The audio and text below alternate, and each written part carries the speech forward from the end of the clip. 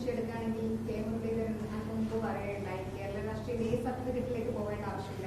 VD. Satheesan പറയുകയുണ്ടായി ഈ വിഷയം തീർന്നു, അധ്യക്ഷ സ്ഥാനത്ത് നിന്ന് പുറത്താക്കുന്നു, പാർട്ടിയിൽ നിന്ന് പുറത്താക്കുന്നു, തീർന്നു, അങ്ങനെ തീർന്നു. ഞാൻ ചോദിക്കുന്നത്, ഇപ്പോൾ നിങ്ങളൊരു MLA ആണ്, നിങ്ങളെ വോട്ട് ചെയ്ത് വിജയിപ്പിച്ചത് ലക്ഷോപലക്ഷം ആളുകളാണ്. അപ്പോൾ നിങ്ങൾ വളർന്നു വന്നിട്ട് അല്ലെങ്കിൽ നിങ്ങൾ പിന്നെ കടന്നു വന്നിട്ടുള്ള ചാനൽ മുറികളിലെ റീൽസ് 30 സെക്കൻഡ് ഇട്ട് നിങ്ങൾ എങ്ങനെയൊക്കെയോ നേതാവായി. ആ നേതാവായ നിങ്ങളെ നിങ്ങളുടെ ജില്ലയിൽ പഞ്ചായത്തിൽ പോലും മത്സരിപ്പിക്കാതെ നിയമസഭയിൽ കൊണ്ടുപോയി പാലക്കാട് മത്സരിപ്പിച്ചു, ഫാസിസത്തെ നേരിടാനെന്ന പേര്. പക്ഷെ അയാൾ നേരിട്ടത് വേറെ പലതുമാണ്, ഇവിടെ പറയുന്നില്ല. പക്ഷേ അയാളുടെ പാർട്ടിക്ക് അയാളെ വേണ്ട, അയാളെ യൂത്ത് കോൺഗ്രസിന് അയാൾക്ക് വേണ്ട. പക്ഷെ പാലക്കാടുകാരുടെ തലയിൽ അയാളെ കെട്ടിവെക്കുന്നു. ഇതിലെന്ത് ശരിയുള്ളത്? ഒരു യുക്തി വേണ്ടേ? അയാളെ പാർട്ടിക്ക് അയാളെ വേണ്ട, പാർലമെന്ററി പാർട്ടിയിൽ നിന്ന് ഒഴിവാക്കി, സസ്പെൻഡ് ചെയ്തു, കേവല മെമ്പർഷിപ്പ് ഇല്ല, യൂത്ത് കോൺഗ്രസിന്റെ സംസ്ഥാന പ്രസിഡന്റ് സ്ഥാനത്ത് നിന്ന് ചവിട്ടി പുറത്താക്കി എന്ന് തന്നെ പറയാലോ. അപ്പോൾ ഇങ്ങനെയൊക്കെ ചെയ്തിട്ടും ഇയാളെ പാലക്കാട് ജനതയുടെ തലയിൽ കെട്ടിവെക്കണം എന്ന് പറയുന്നതിൽ എന്താ ശരിയുള്ളത്? അയാൾ രാജിവെച്ച് പുറത്തു പോകേണ്ട സമയം അതിക്രമിച്ചു കഴിഞ്ഞു. അയാളെ ഞാനിപ്പോൾ കോഴി എന്നൊക്കെ പലരും വിളിക്കുന്നത് കേട്ടു. അതൊക്കെ തെറ്റാണ്. അയാളൊരു പൊട്ടൻഷ്യൽ റേപ്പിസ്റ്റാണ്, മർഡറാണ്. ഞാൻ ചോദിക്കുന്നത്, ഇന്ത്യ മഹാരാജ്യത്ത് നമ്മളൊന്ന് മനസ്സിലാക്കിയാൽ ഗർഭസ്ഥ ശിശുക്കളെ കൊലപ്പെടുത്താൻ മനസ്സുള്ള ഒരാൾ താൻ പ്രണയിച്ചു എന്ന് നടിച്ചതോ നടിക്കാത്തതോ എന്തോ ആവട്ടെ, ഒരു പെൺകുട്ടിയോട് നിന്നെ കൊല്ലാൻ എനിക്ക് അധികം സമയമൊന്നും വേണ്ട എന്ന് പറഞ്ഞൊരാൾ, ഇങ്ങനൊരു ഹിസ്റ്ററി, ഇങ്ങനെയൊരു പരാതി, ഇങ്ങനൊരു പ്രവാഹം, ഇത്ര സ്ത്രീ വിരുദ്ധത നമ്മൾ ഇന്നേ വരെ കേരളത്തിലോ ഇന്ത്യയിലോ ഏതെങ്കിലും ഒരു ഇത്തരത്തിലൊരു പ്രീ ഇൻസിഡൻസ് ഇതുമായി ബന്ധപ്പെട്ടുണ്ടോ? ഇങ്ങനൊരു വിഷയമുണ്ടോ? ഇപ്പം മാധ്യമ പ്രവർത്തകരെ പോലും വെറുതെ വിട്ടില്ല, പിന്നെ വേറെ ആയിരിക്കും നാട്ടിൽ ജീവിക്കാൻ കഴിയുക? ഏറ്റവും സെൻസിറ്റീവായി നിൽക്കുന്ന ഒരു മേഖല, ആ മേഖലയിലുള്ള ആളുകൾക്ക് പോലും സ്വൈര്യ ജീവിതം നൽകിയിട്ടില്ല. ഭീഷണിപ്പെടുത്തുക, അവരുടെ ജീവിതം ഇല്ലാതാക്കുക. അപ്പൊ ഇങ്ങനെയുള്ള ഒരാളെ കേരളത്തിന്റെ പൊതുസമൂഹം ചുമക്കേണ്ടതുണ്ടോ? ഇതൊക്കെയാണോ നമ്മൾ ഡിസേർവ് ചെയ്യുന്നത്? കേരളം ഡിസേർവ് ചെയ്യുന്നത് ഇതുപോലുള്ള രാഹുൽ മാങ്കൂട്ടത്തിൽമാരെയാണോ? ജനങ്ങളിൽ നിന്ന് പ്രവർത്തിച്ചു വന്ന എത്ര മഹാന്മാരായ നേതാക്കന്മാരുണ്ട് നമ്മുടെ നാട്ടിൽ.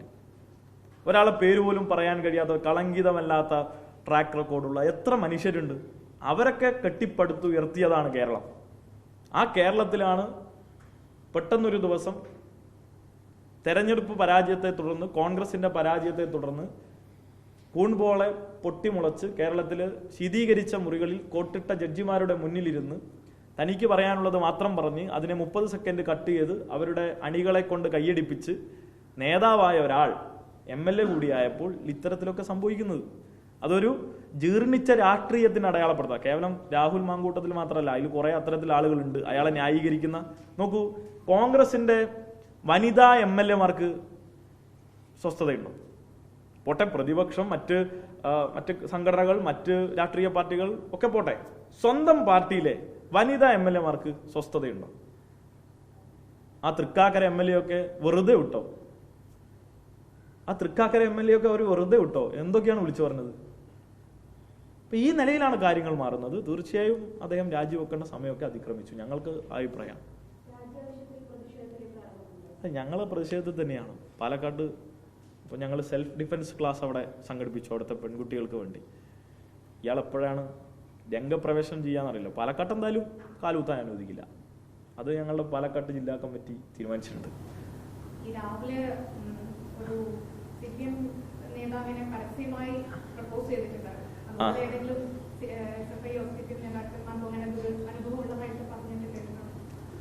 ഈ ചോദ്യമൊക്കെ തള്ളിക്കളയേണ്ട ചോദ്യമാണ്.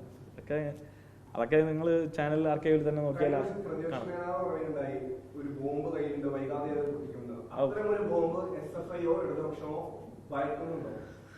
ഈ മിഥുനൻ സിനിമയിൽ ഇന്നിപ്പോ ഞാൻ ഫുൾ ടൈം ഇരുന്ന് കണ്ടു നിങ്ങൾ ഈ പറഞ്ഞ ബോംബിന്റെ വക്താവിന്റെ പ്രസ് മീറ്റ്. ഇത്ര ഗതികെട്ട് പോയല്ലോ അദ്ദേഹം എന്ന് ആലോചിക്കുമ്പോൾ എനിക്ക് വളരെ പരിതാപകരം എന്ന് അല്ലാതെ, വളരെ പരിതാപകരം അദ്ദേഹത്തിന്റെ അവസ്ഥ എന്നല്ലാതെ മറ്റൊന്നും പറയാനില്ല. പിന്നെ ഇതൊക്കെ കാണിച്ച് ആരെയും പേടിപ്പിക്കുന്നത്? പൊട്ടിക്കാൻ പറയാന്ന് ധൈര്യമുണ്ട്, പൊട്ടിക്കട്ടെ. മിഥുനൻ സിനിമയിൽ ഞാൻ പൊട്ടിച്ചില്ലേ പൊട്ടൂല എന്ന് പറഞ്ഞ പോലെ അദ്ദേഹത്തോട് തന്നെ പൊട്ടിക്കാൻ പറ. ഇന്നിപ്പോ വന്നിരുന്നല്ലോ, കേരളത്തിലെ മുഖ്യമന്ത്രിയോട് എന്തൊക്കെയോ പറയാനുണ്ട് എന്നൊക്കെ പറഞ്ഞ് വായിത്തൊന്നൊക്കെ അദ്ദേഹം പറഞ്ഞു പോയി. ഒന്നും പറഞ്ഞില്ലല്ലോ. അതുകൊണ്ട് ഇതിൽ കൂടുതലൊന്നും പറയാനില്ല. അദ്ദേഹത്തിന് നിലവാര തകർച്ച സംഭവിച്ച അതിൻ്റെ പരമാണുകോടിയിലേക്ക് എത്തിയിരിക്കുന്നു. സ്വന്തം പാളയത്തിൽ തന്നെ അദ്ദേഹത്തിന് പടയാണ്. ഒരു കാരണവശാലും അദ്ദേഹം ഈ പറയുന്ന, ഇതിനു മുമ്പ് അദ്ദേഹം കുറെ ആരോപണം ഉന്നയിച്ചിരുന്നല്ലോ, കേരളത്തിലെ CPM-നെതിരെ, കേരളത്തിലെ ഇടതുപക്ഷത്തിനെതിരെ. ഒന്നും ഒരു തെളിവ് പോലും ഇല്ലാതെ അസ്ഥാനത്തായി പോയില്ലേ. അപ്പൊ അതൊന്നും ഞങ്ങൾ ആ മുഖവിലേക്ക് എടുക്കുന്നില്ല. എന്തെങ്കിലും ചെയ്യാനുണ്ടെങ്കിൽ ചെയ്യട്ടെ.